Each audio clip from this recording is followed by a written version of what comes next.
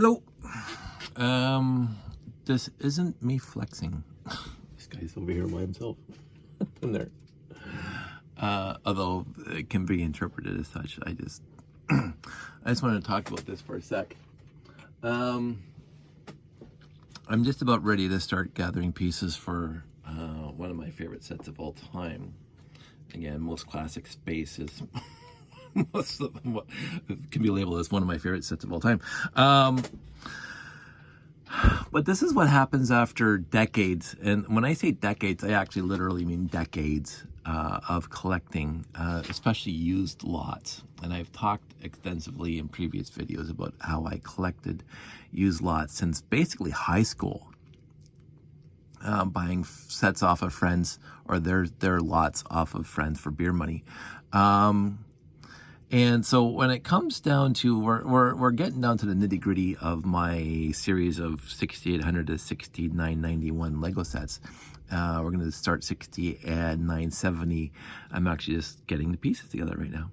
And I just wanted to make a quick video before I start getting the pieces together to talk about basically my collection. And I've said this numerous times. My collection, basically, the majority, 99% of it, is from pieces and parts and sets from, I would say, overall, mid-70s or early 70s, because I remember I have a lot of my sets when I was a kid, from 1972 and before. And my brother's sets, obviously, because he gave them to me when he grew out of it. So we used to get sets for birthdays and Christmases, not just one set per birthday or Christmas, but lots of sets between the two of us. And then when Terry got old enough, and she played with Lego a lot when we were kids, she got a couple sets for Christmas and her birthdays too. So we had a lot of sets from the early to mid 70s and even in the late 70s ourselves. So we had quite an extensive collection back in 1979 when I was 12. And 80, and then I started my own, as I keep on saying. So we had quite an extensive collection of sets, and then I started acquiring other people's used sets. And again, there seemed to be a similarity between what sets that people got. So most of my friends in high school, when I bought their collections, their sets were comparable to the sets that I had. There wasn't, because again, we weren't across all genres of Lego at the time. Not too many train sets came my way back in the day. Not too many manual trains or 4.5 volt trains came my way, although some of my friends had them. And it seemed that my friends who had the 4.5 volt train sets back in the day, back in the 70s and early 80s, did not want to give them up. So when I say I bought Lego sets off of friends for beer money, it was Lego sets that they didn't care about. They got it a Lego. They were 18, 17. I won't say how old they were, but they were not interested in Lego. And so when I bought their collections turned out to be basically the same as my collections. And so I did not acquire at that point a lot of train track or a lot of 4.5 volt train. It wasn't until college when I started putting the ads in the paper and I expanded my field of collecting to garage sales and flea markets and the ad in the paper that I started gathering first a lot of blue rails and then a lot of gray rails, original gray rails for train sets and some battery boxes and some engines and stuff.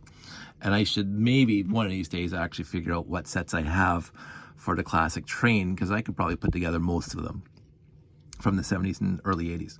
But when I was acquiring sets in the high school, it's amazing how many of these I got. and oh wait, there's more. And oh wait, there's one more. And now these are the pieces that I have free right now, because yeah, that's from a different set, obviously. I'm going to talk about that too. But I have a lot of these hidden in the layout already, built into the buildings in the layout. Not only the big tower there that you see there, but also in the habitat and other buildings in the layout. Have these, so I probably have at least 15 of these guys from the 6970. And every time I think about the every time I see this piece, I think about the 6970. because this is the piece that came in the 6970. They're really, really cool piece.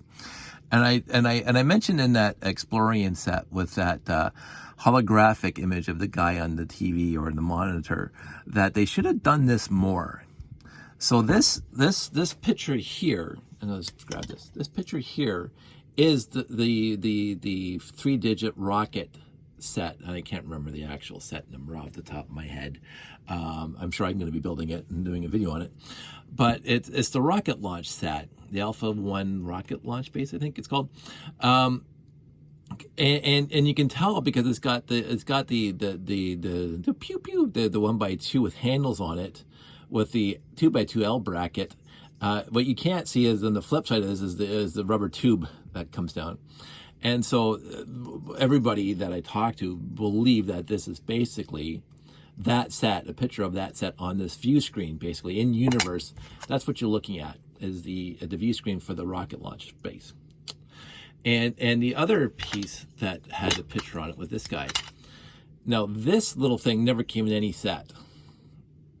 And when you actually look at it, it's not even much. It's an antenna on 3 2x2 round bricks with 2 2x10 brick plates on top of that to make a satellite. And then you see this guy again. This could be a white minifig.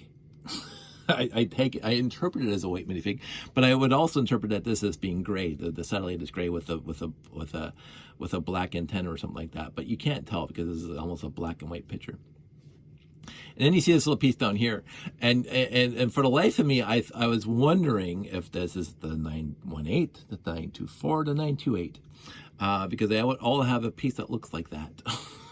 On a little bit of angle. You only see 3 studs on top and the bottom of this plate. And I take it as a 918. As a matter of fact, on one of my layouts that I did at BrickFet, I had hanging from the gazebo, the instant up, the easy up that I had a 918 kind of hanging at an angle, and I had a white minifig space dude hanging out in space with a little wrench in his hands, and I built this thing, and I put one of those Star Wars little planetoid containers that they came in behind that. So if you looked at it in a row, you would see this, and this. So I was trying to recreate that scene here. And so this would be, again, in-universe repair guy going out to fix a satellite. And they're watching it on the telly, on the view screen. This came in 926, which again I'll probably get to at some point, the command center. But right now I am focused on building the Beta 1 command base. So in order to build the Beta 1 command base, obviously I have to get the printed pieces going. And so what I did is I pulled out all my printed pieces that I still have unused, and I have these guys. Again, we don't have to worry about that guy, but I'll put him here anyway. The other important thing is when you acquire used lots, you get what you get, especially as time goes by. And I've said this a few times. When I was younger, I wasn't really good, quote unquote, nice to my Lego pieces. I wasn't brutal to my Lego pieces, but I did break a few. But they were all kept in one big giant cardboard box.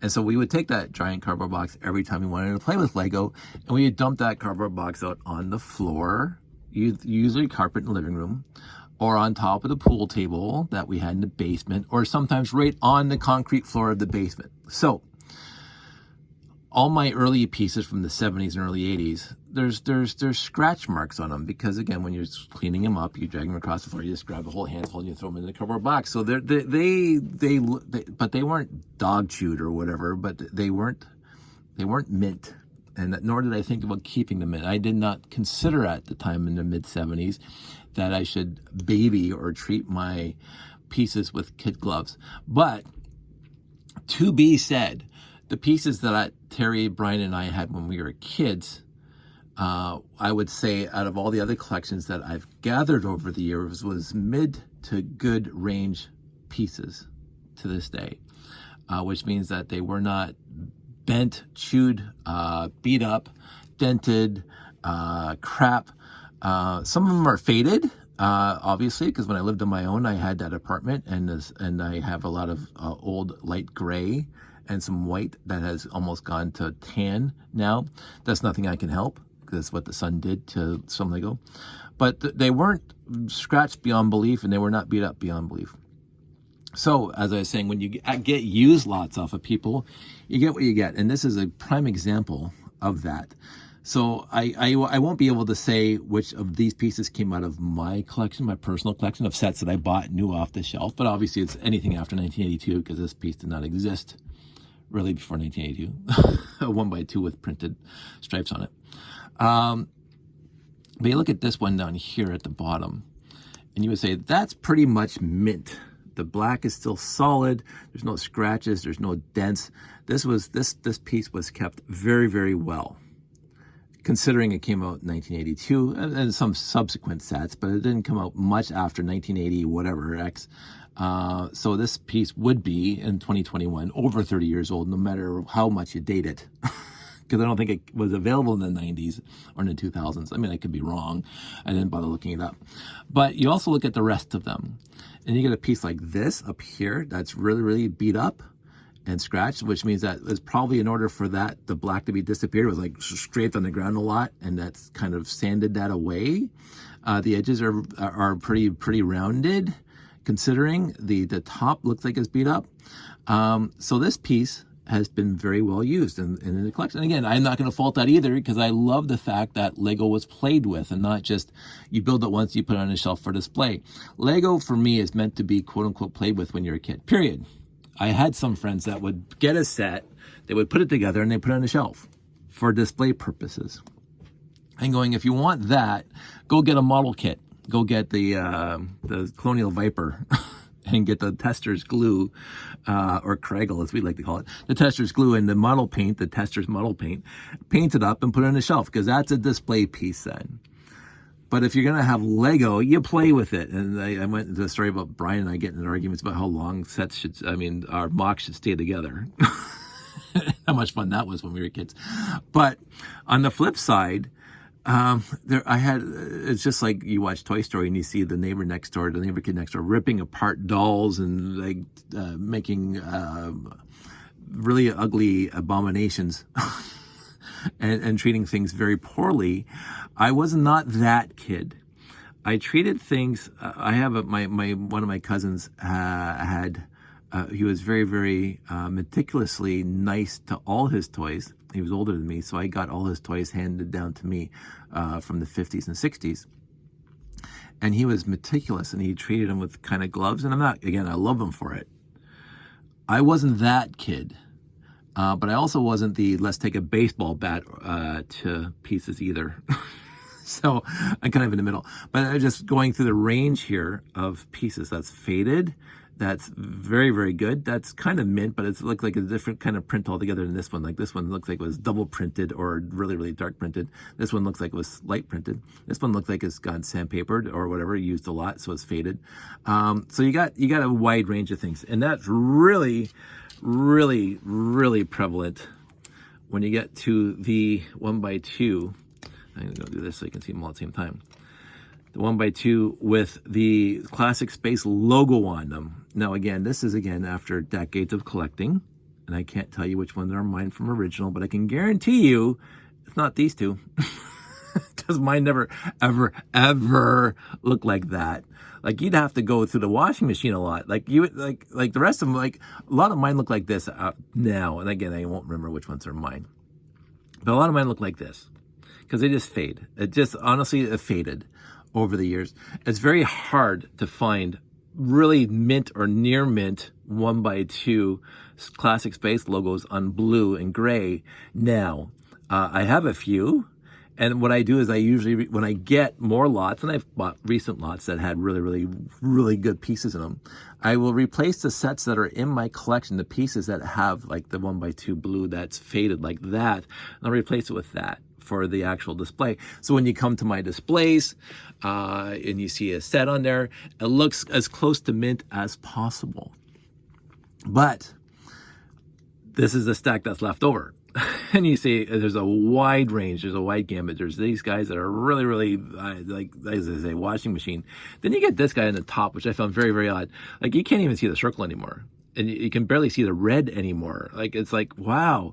But the red does last. Red is the last thing to go. So I do find it very, very odd. And again, this is where Brick Sticker Shop, by the way, comes in, because you can order these. And I should have thought about it before I started doing the video. I think I got a sheet of these. You can make your own 1x2, blue, gray, whatever, with this pattern on it just by getting a sticker. And again, in the grand scheme of things, yes, it's not the original, like comic book guy from the Simpsons. It's not the original mint and package. But in the end, do you honestly really care? If you really care about having like mint, like this guy's absolutely perfectly mint. That looks like it just came out of the box. This guy sort of looks like he came out of the box. He's got a dented corner, which is kind of sad. But the gold is perfect. You got these two up here where the gold is a little bit faded, a little bit scratched off. But then there's the rest. Now, again, I have a whole bunch in the layout that are close to quote unquote near mint as possible, because again, I substitute pieces when I come across them that are really, really good. And so most of these, or some of these, are from my collection. That's probably from my collection. Because again, when I got to the classic space era of my life with Lego, I was a lot nicer to it than when I was 6 or 7 or 8 years old with all the basic bricks that we got in the early 70s, and the set number 2, 4, 6, 8, and 10, and the fire station from 1973 and stuff like that. I was a lot nicer to my Lego when the classic space, because I was 12 when classic space showed up. Right? And I wanted to have adventures with them. I wasn't a rambunctious little 6-year-old smashing pieces together or throwing them on the ground or whatever. I was having adventures, and I was writing stories, and I was like, this was right before we started making the movie in 1984. I wanted to keep my piece, not mint, played with, obviously, but they stayed together, and they were not thrown back into a box afterwards where they all get shuffled up or dumped onto the floor, on the concrete floor or wherever, where they picked up dust. And when they're in dust and you get scratch them around, you get scratches and stuff. I know collectors, and this is straight up, I know collectors out there. There are specific Lego groups, lugs, Lego user groups, that basically you have to sign an affidavit or some sort of legal document before they even let you breathe on their sets. Like, oh, it's mint and bucks. Like, that's comic book guy stuff from The Simpsons. I'm not like that either. Like, I remember when Josh was born, and we had a not even a lengthy discussion, it was hardly any discussion, but Josh at 2 or 3 wanted to sit with Daddy while Daddy's playing with Lego and building this thing. And Josh has his dirty hands from his eating apple sauce and stuff like that. Go ahead, kid. My kid is more important than the Lego. And I can just watch my Lego afterwards. And I tried to dissuade him from putting the pieces into his mouth, because it wasn't because he was going to leave teeth marks. It's because I was worried about him choking. Right? So there is a difference there between like using your teeth to separate bricks and a 3-year-old gnawing on Lego pieces. Because you don't want him getting into the habit of putting Lego in his mouth, because there's a choking hazard. So I did try to dissuade him from chewing on the Lego because of that. But if there was no hazard, you're my kid. You're more important than the Lego. Nobody has to sign an affidavit or a release saying that you're not going to touch the Lego with greasy hands. I don't care. That never mattered to me. It's the malicious abuse. And again, if you own it, knock yourself out. This is your Lego stuff. If you want to maliciously abuse them, I mean, I really on this specific point, I can't say too much either, because to make our movie, if you ever watched the movie, go back on YouTube and watch Lego Wars. It's in my channel somewhere. We put firecrackers. Yes, we did. We blew up the Dark Doomobile with firecrackers, and I actually have those pieces. Actually, I don't even have those pieces anymore, because they were in that bin that I gave to Janie for whatever she wants to do with the broken pieces. But there was pieces that actually had classic space stuff on it, prints on it. On the inside would have, see, I don't think I have any here. This sort of, no, that's not even close. You would see burn marks on the back, because of course we put the firecracker inside the ship, and it blew out. And when you put a ladyfinger, like a firecracker inside Lego, you build a little box and you put a firecracker inside. If you don't put anything else like cotton balls or whatever in there with it. When the firecracker blows up and it blows the thing apart, that is hot. The firecracker itself is gunpowder, and the gunpowder is hot for the first second, and it hits the Lego, and it'll leave little tiny pits, little tiny scorch marks in Lego, and especially if it's close to where the firecracker blew up. And so there was a whole bunch of pieces that and my Lego collection that I would pick up, and I would see like the inside would just be pitted, little tiny, like straight up. You could still use it, but little tiny pits, and you would bring your finger across it, and you could feel it. Little tiny craters from the hot gunpowder from ladyfingers that we used to blow them up while making Lego Wars. And we had a few explosions in Lego Wars. And I even told you the TriStar, I think it's called the TriStar. If I have it here, yeah, here it is. Here's the good one. This was, if you look in the opening scene of Lego Wars now, it has a Gamma 5, but this was the first set, the first vehicle that you saw in Lego Wars, the one that blowed up. And what happened was that we basically put a ladyfinger underneath here and then put it on the strings, and it was coming across like that. And then hopefully we timed it well enough that when it got here, the ladyfinger went poof. The other thing we did is we put tissue paper. We did tissue paper. And so when it was crashed into the ground, and we're zooming in on it, the tissue paper was on fire, like literally lit up on fire to have the smoking remains, and this guy like pulling out.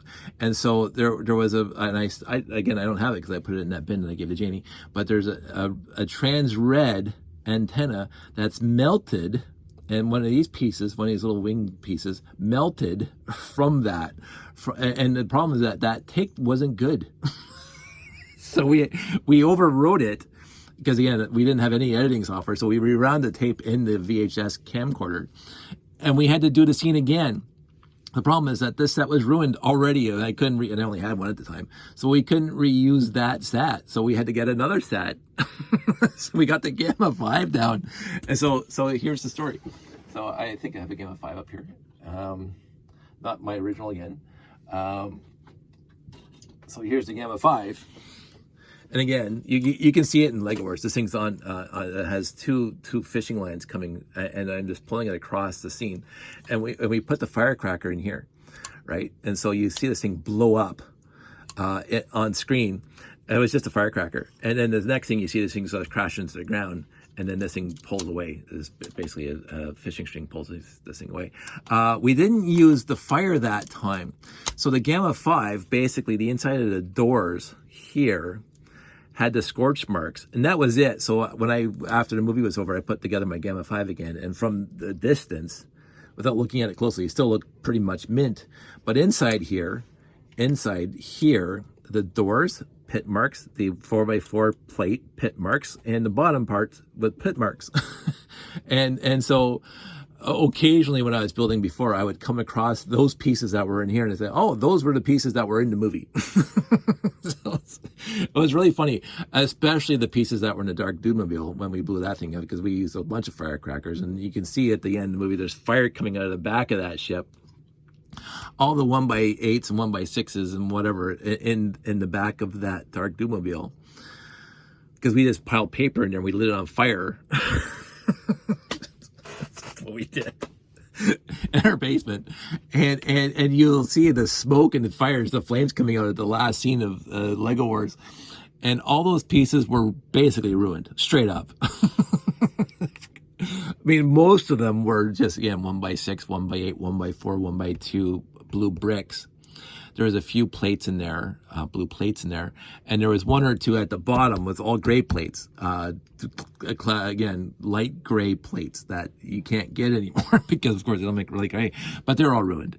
And again, every once in a while, I will come across a plate that will still have scorch marks on it from that movie, and I just love that. But anyway, so I cannot really, you guys should treat your Lego very, very well. When we made the movie, overall, we treated the pieces as best as possible, but there was a few pieces damaged. a few pieces were really done beyond repair. And all those pieces ended up in the box that I gave to Jeannie. So I don't have any to show you, but every once in a while I will come across something in my collection that reminds me that we did make a movie, the three of us, and we did hurt Lego in the process of making that movie. And in the end, the movie was a lot more fun because of it. So I'm not losing any sleep over it. But that said, I do try to treat my Legos collection as nice as I possibly want to without getting into the you guys have to sign an affidavit that you're not going to touch my stuff with greasy hands, because I'd rather have people having fun than not having fun. I'd rather have people, be respectful, whatever, but don't go overboard and don't be stupid with the litigiousness of what you're doing with your Lego collection. But I also want to show you the massive difference of pieces. Like, again, a lot of these pieces came from the same era of Lego, and some are really bad and some are mint, right? And it depends on who they were with and how they were treated. And so you'll have some near mint, and those are the people who put it together once and put it on a shelf and never touched it again. So I appreciate those guys, because now I have pieces that are near mint. And then you have guys or people, I can't keep on saying guys, I use guys in a general sense, not a sexist sense. Guys, women play with Lego as much as I do, or even more. People who have completely faded bricks. And this really shows up in the minifigs especially, and that's why I went to Brick Sticker Shop and I got the torso stickers for all my Space Guys. Because I have very, very, even my own Space Guys, very, very few mint torsos for classic Space. A lot of them are faded to basically this, where you only see the red arrow going around the planet. But most of my guys now, this guy isn't, I don't think. Most of my guys now have a good logo on them because I use stickers now. Simple as that. I keep this guy around because he's just one of my favorites from my childhood. And again, it has the old logo on it that I talked about in a different episode. But I do keep that in my classic Space. So this is my classic Space parts bin right here, with the labels on it, with the prints on it. So we got these guys, and I got these guys, and I got these guys, and then what else do I got here? I do keep Legoland in here, and you can see this is also completely faded. You can sort of see the black hash marks on there. Lots of these, this came out of the Benny spaceship, not the other set that used to have that. If I get I will get to Ice Planet again. So anyway, I wanted to talk about that, and as I'm saying, I'm going to be putting together a few of 6970s, or A6970, and I wanted to verify that I had the parts for it, and so I am making sure that I have the parts for it. And then all the other parts will go back in, and this guy can go back up there. Don't need him down here to take up space, and the Gamma 5 can go up there. Always keep a Gamma 5 around because they're such a classic. And then what I do is hey, which pieces are going to be good? Well, these guys are mostly all good, so I'm just going to grab those. So in the end, like I should maybe if I wash those more, that'll become clean. But these right now, these guys are good enough. Yeah, it's nice to have a collection this big, again, from decades of getting them. A collection that is this big that you can kind of mix and match what you want. If you want it to look rustic and beat up, I can do that. If you want it to make it look mint, I can do that as well. So mostly I can do rustic, but I'm happy I got the pieces I have. I'm happy I started collecting even back in high school. Let's talk about this for a sec, because I talked about this before, but it's like I have some broken antennas, some fully intact antennas that are looking like crap, some almost fully intact antennas that look like less crap, and then you got some almost mint antennas. I'll need one for this set. Oh, there's one. That's not too bad. So I'll put that there. There's another that's close. I'll make a decision. That one's got a missing spoke. This happened a lot to these antennas back in the 70s. and this is when you really know if you took good care of your collection, because these things would break very easy. And I think most of mine were broken back in the day. And then you got the flag. Like, you know, it's nice to have. This is the only set that had this flag, which is kind of sad actually when it really comes down to it. It would have been nice. Like, this one's almost mint. The back end's not. So it would have been nice if that came in a lot more sets. But it didn't, so I can't complain too much. You know, it is what it is. So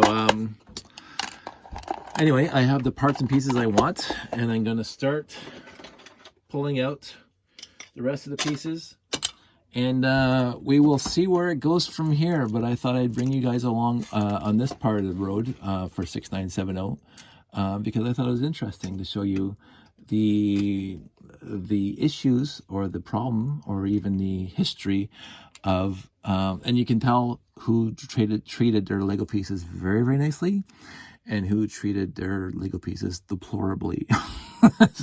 Again, I won't have specific names because, again, I don't remember where I got any of these pieces because they're all mixed up now. But I have a good start now for making a 6970, making sure there's no other printed pieces in here. Well, I need consoles. I need consoles. So let's go look at the consoles for a sec. I forgot about that. So this is my, as I say, this is my, easier. So this is these are my consoles. Again, there's the two types of consoles. Back in the day, there was one with all the prints on it, and there's one with the TV on it, with the computer code on it. And this came in inverted, which did not come in a 6970. And this came out after. This was not in the original classic space. This also did not come out in the original classic space. This came out later in classic space, later bunch of years. So the other issue for me right now is that, of course, I used a ton of these consoles in the layout. I will say dozens and dozens and dozens of these. This is also cool. That came in the Robot Command Center. I have literally dozens of each one of these consoles. The problem is that I have them in my layouts. So trying to find, I guess good enough. And you can see the same thing. This one's very, very faded. This one is not. This one's sort of faded. These are mint white pieces down here. And the same as these TVs, these two are faded and these two are not. This came in a mini spaceship. So Ice Planet, which again I'll get to at some point. So this is basically, and there's another inverted guy there. They also, these guys, the 2x3, then you can see this one's faded. I don't think I have too many 2x3s in here. Again, I used them all in the layout, but I do have a few. And right off the top of my head, I cannot remember which set they came in. And I don't know why I keep my Star Wars, because me and Star Wars, whatever. I usually try to keep my pieces together. Like I click them together, so it's just easier to sort out. I cannot find any more. I only have 2 here right now. There's probably more. But yeah, a lot of Ice Planets. A lot of Ice Planets. So I'm gonna have fun building a ton of Ice Planet sets. As for this I just used that in the Vigor Gamma 5. Forget what it's called. I don't care. A lot of Ice Planet tiles. So anyway, this is what I'm going to be doing tonight. I'm going to be grabbing pieces for the 6970. I don't have too many mint 2x3 slopes with logo. They're mostly faded. But I do have, it looks like I need 2 each. So it looks like I need, I got 2 of these guys for the 6970. And I'm pretty happy about that. So this is all I have left. Again, if I took apart the layout, I would have a ton more, but I don't want to take apart the layout, so I'm not worried about it. I hope everybody's doing well. I don't know if I'm going to get around to doing the video tonight because it's going to take me a while to gather all the pieces. Just love this sound. One of my favorite pieces right there. I don't think is the control. Yeah, there is. This is singularly, and they even brought this out in the Benny spaceship, except this was a sticker. This is a fantastic, fantastic console piece. I always liked it in gray, white, and blue. So I don't want to keep on dwelling and going on about nothing, so I'm going to wrap this up. I don't think I'm going to be building that many 924s, and I can almost guarantee I'm not going to build that many 928s. So 2, 4, 6, 8, 10. So that's 5, 2, 4, 6, 8, 10, 12, 14. So that's 7. I have 3 of each in my layout, and they're already built. They're in my box, and I have a couple of 928s up there on the shelf in various states of whatever. One's partially built as the repair bay. One's the Blacktron / Babylon 5 crossover, and I think I have, let's see, one fully complete because I got in a lot a few months back. So so I actually have 4 of these complete right now. One that's mostly blue, but I have that looking, gray in the back, so it looks like it's being repaired. And I have the Blacktron one. So at one time I did have 12 of these things together. As I said, I gave a bunch to Janie for her. For crying out loud, I'm not good with words anymore. That's the second thing that goes as a memory. For her charity auction. And I think Jude bought most of them. Thanks, Jude. So I got rid of at least 4 or 5 of them. And since then, I think I got this one in a lot, just not a year ago. And maybe another one. So I could probably maybe build 8. We'll have to see when I get there. Right now, we're still doing the 6970. So let's get to it. I will talk to you guys soon. I just want to leave off with the Galaxy Explorer. And see, I put this one in here because that was mint. I would say, this is the set that I got used lot, and most of the pieces were mint. So I can't complain about that at all. And even the solid tipped cones, very nice. But you can see this guy's bent, so that's a deficiency, but I'm not going to worry about it. You guys all stay safe, take care, and I will leave this thing on the Galaxy Explorer right there. Okay, that's a nice hide that. It's a nice way to leave the video. When you see a Galaxy, make sure the antenna's straight. There we go. Still not that straight. Whatever. Okay. I'm not OCD, honest. I'm really not. I'm not anti-OCD, but I'm not OCD. I'll talk to you guys soon. Take care.